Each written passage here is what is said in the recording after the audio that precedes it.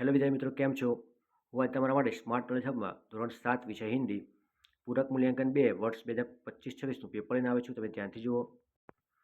વિકલ્પો 1, विद्या की देवी कौन है? सरस्वती.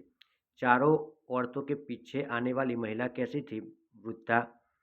3, हम जाली प्रमाण पत्र कहाँ नहीं खरीद सकते? बोस्टन में. 4, तानाजी ने अपने आप को शिवाजी का क्या बताया? दास. 5, शिवाजी के कमरे में किसका चित्र था? भवानी माँ का. सही शब्द चुनकर रिक्त स्थानों की पूर्ति कीजिए. 1, डॉक्टर खाली गया भारत के पूर्व राष्ट्रपति तो कलाम. किरण के गांव का नाम खाली गया था तो मैशपुरा. 3, मेरा बेटा साक्षात खाली गया का अवतार है बृहस्पति. 4, अब उसके पास एक खाली गया बची थी चवन्नी. 5, हजरत अली राज के खाली गया की जांच करने गए तो खजाने. निम्नलिखित प्रश्नों के उत्तर एक एक वाक्य में लिखे. बेटी किसके लिए मेहनत करेगी? तो बेटी अपने पैरों पर खड़े होने के लिए मेहनत करेगी. दुनिया को समझने के लिए बेटी क्या करेगी?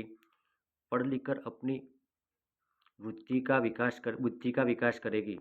हजरत अली कैसे शासक थे? बहुत ही प्रामाणिक शासक थे. 4, वह वृद्ध महिला ने सच्चा हीरा किसे बताया? चौथी स्त्री के बेटे को सच्चा हीरा बताया. 5, डॉक्टर कलाम के मत से हमारी सोच कैसी है? सकारात्मक न होकर नकारात्मक है. प्रश्न 3 अ, मोहरा के अर्थ. धरती पर चमकना तो नाम करना, यश फैलाना. 2, रोड़ा अटकाना तो बाधा डालना. 3, प्राण गंवाना तो जान देना. ब, निम्नलिखित कहावतों के अर्थ देखे वाक्य प्रयोग कीजिए. तो તમને 3 કહેવતો આપી છે, તમે ધ્યાનથી જુઓ.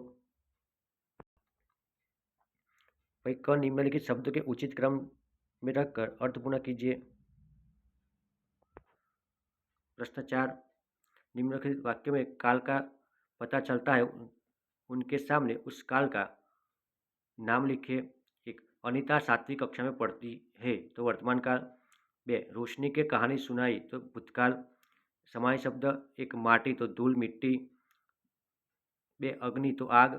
3, अंबर तो आकाश. 4, अमीर तो धनवान. विरुद्धाय शब्द 1, ऊंचा तो नीचा. 2, पाप तो पुण्य. 3, अमृत तो विष. 4, वरदान तो अभिशाप.